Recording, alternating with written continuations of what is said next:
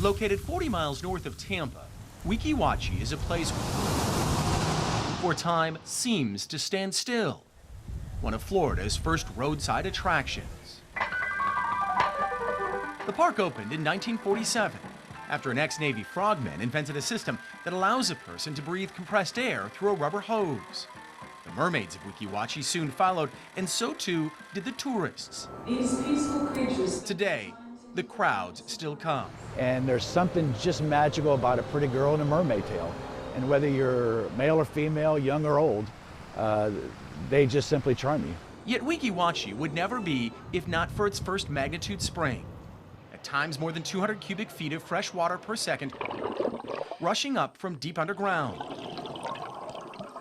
Mermaids call it their fountain of youth. I would love to go cave diving and see what's down there.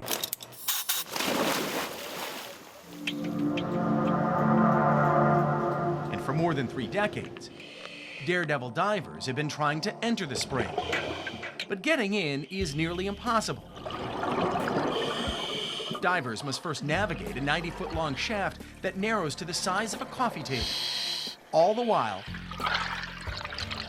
fighting a hyperflow of water. It's like reverse rock climbing up a waterfall. So if you can imagine 100 cubic feet of water a second pushing down on every square inch of your body, you're literally... And it's only during extreme drought-like conditions the rush of water subsides enough that it is humanly possible to navigate this entrance. But once inside,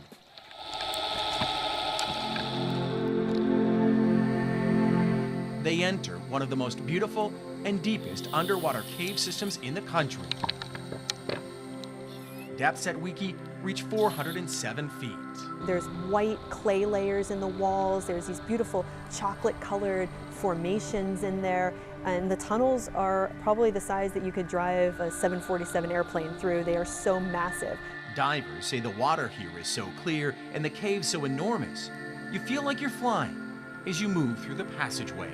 When you come to a rock pile in Weeki, you're floating there, and it's not just a rock pile. I mean, it's a mountain of rock. So far, divers have mapped about 15,000 feet of the Weeki Wachee cave system, with passages stretching under US 19.